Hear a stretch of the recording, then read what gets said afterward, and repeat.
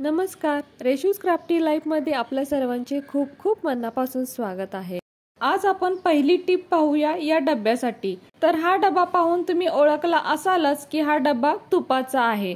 तर यातलं तूप संपलेलं आहे हे तुम्हाला कळलेलं असेलच, पण जर आपण साईडने बघितलं तर थोडंसं तूप या डब्याला लागलेलं आहे। तर आपण अशा वेळेला काय करतो, यामध्ये थोडंसं कोमट पाणी किंवा गरम पाणी घालतो आणि मग हे पाणी आपण बेसिनमध्ये ओतून देतो, म्हणजे हे तूप सर्व आपलं वायात जातं। तर आजपासून असं न करता एक चांगली सवय लावून घ्यायची। तर काय करायचं, तर इथे मी थोडासा भात घेतलेला आहे। भात ताजा शिळा कोणताही असो। आता हा भात आपल्याला या डब्यामध्ये घालायचा आहे। तर अगदी यातला थोडासा भात मी डब्यामध्ये घातलेला आहे, बघू शकताय। आता काय करायचं, एखाद्या चमच्याने किंवा हाताने हा भात या डब्याला चांगला पुसून घ्यायचा आहे, म्हणजे चांगला घोळवून घ्यायचा आहे, जेणेकरून जे तूप आहे ते या भाताला लागेल। तर हे पहा, अशा पद्धतीने सगळीकडे हा भात फिरवून घ्यायचा आणि आता बघू शकताय तुम्ही सर्व तूप या भातामध्ये उतरलेलं आहे। आणि आता हा भात आपण या प्लेटमध्ये काढून घेऊया। तर इथे बघू शकताय आपला हा तूप भात सुद्धा तयार आहे, म्हणजे जे तूप आपलं बेसिनमध्ये जाणार होतं ते आता आपल्या पोटात जाईल, म्हणजे इथे तूप वाया जाणार नाही। आणि बघू शकताय या डब्याला लागलेले सर्व तूप अगदी या भातामध्ये उतरलेला आहे व आपला हा तुपाचा डबा सुद्धा अगदी स्वच्छ झाल्यासारखा दिसत आहे, म्हणजे पूर्ण तूप यामधलं भातामध्ये आलेलं आहे। आता अजून काम जर सोपं करायचं असेल तर आता यामध्ये आपण थोडंसं कोमट किंवा थोडंसं गरम पाणी घालू शकतो व त्यानंतर हा डबा घासायचा, यानं काम अगदी सोपं होतं। तर इथे अजून एक दुसरी टिप आहे। तर कसं असतं, तुपाचा डब्यामधलं तूप सतत आपण घेऊन नकळत हा डबा तेलकट होऊन जातो आणि काय होतं, तुपाचं हे झाकण काढताना ते पटकन निघत नाही।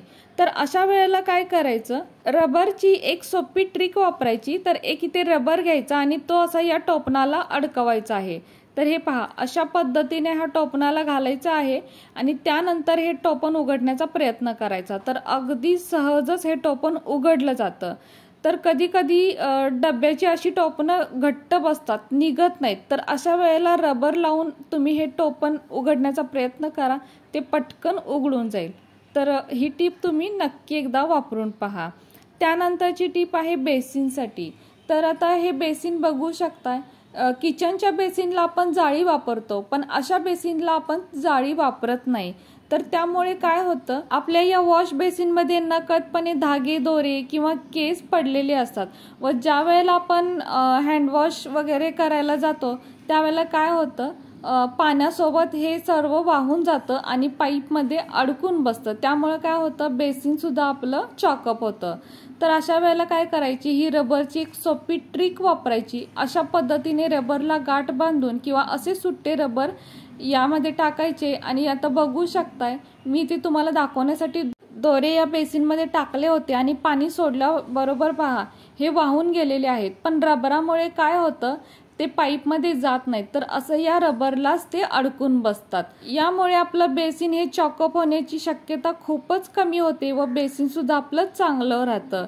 नाहीतर हे जर वाहून गेलं तर बेसिन तर आपलं चॉकअप होतं, शिवाय खूपच खर्च करून ते आपल्याला क्लीन करून घ्यावं लागतं।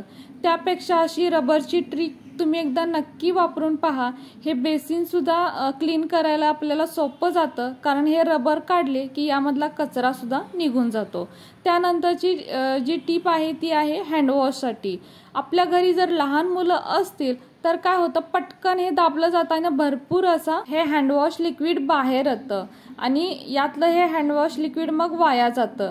तर असं न होण्यासाठी इथे रबरची एक सोपी ट्रिक वापरायची। काय करायचं, रबर घ्यायचा आणि हे जे याचं नेक असतं, म्हणजे ही जी पाईप असते त्याच्या या भागाला आपल्याला असा रबर गुंडाळायचा आहे, म्हणजे या बॉटलच्या वरच्या भागाला।